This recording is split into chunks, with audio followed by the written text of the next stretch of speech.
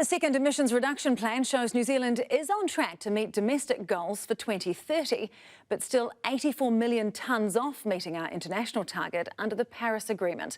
For context, New Zealand emits about 77 million tonnes a year. The Climate Change Minister says technological improvements will help bridge the gap rather than buying overseas credit for billions of dollars, which Cabinet has yet to decide on. Laura Tupou takes an in-depth look at today's announcement. It's a delicate dance, but this government thinks they've found a sweet spot. Our plan shows that we can meet climate targets while still supporting a thriving economy.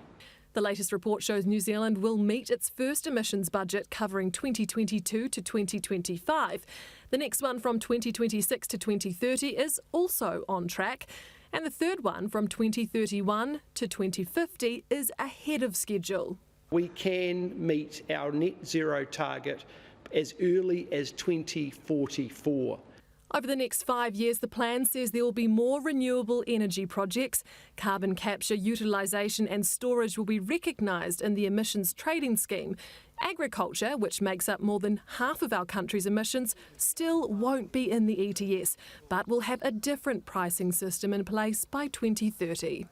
There's no silver bullet that's going to solve all of this problem in one go, but our plan outlines about 15 different pathways, including animal genetics available from 2024 in sheep, that will help us on that pathway. Greenpeace says when it comes to dairy, reducing herd sizes would dramatically reduce methane emissions, an idea the minister will not entertain. They also don't understand that the New Zealand economy is reliant on those sectors. Decimation of those herds decimates the New Zealand economy. That is simply not a practical pathway.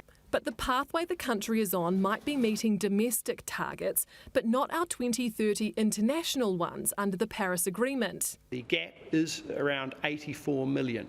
It was 101 million in our draft plan, and so there's obviously been a reduction in that space. That 84 million tonne shortfall on current estimates could cost us $16 billion by buying overseas credits to offset it.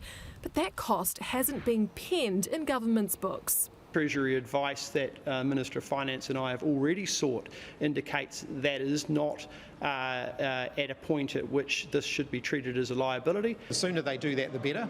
They need to be transparent about that. The plan that they released today doesn't give any confidence that they've actually got a deliverable plan for meeting our obligations. More will be known in the first part of next year when our nationally determined contribution will be released. This will detail exactly how we will limit that increase to 1.5 degrees above pre-industrial levels, as we said we would as part of the Paris Agreement. Cabinet has not made a decision in regards to the purchase of international credits in order to meet NDC. Those are considerations that will be done in the future. In the meantime, the Climate Change Minister is leaning on our brightest minds. Technology deployment is significant, and I think we have to back our innovators in this country that they will find the solutions to our problems. The Minister touring some of those businesses today, including the development of this bolus. Little cow-sized capsule that is taken by mouth by the animal and sits in the animal's stomach and releases its active ingredient over up to 100 days. Then it'll break down in the animal's stomach. One treatment will reduce that cow's emissions by nearly 30%. Next door at Daisy Lab, they're creating dairy-identical proteins without cows, using yeast, in fact, so no methane. What our dairy industry does is it takes milk from a cow and then it splits it into different molecules. We're making some of those molecules. And those molecules are, in fact, identical to what comes from a cow. And then under the same roof, Neocrete, which has developed this powder that activates low-carbon material like volcanic ash and other waste, so it can replace cement and concrete. We can replace up to 40% of the cement and concrete today, and that means a carbon reduction of about 35%. What we're working towards is completely carbon zero concrete by 2027.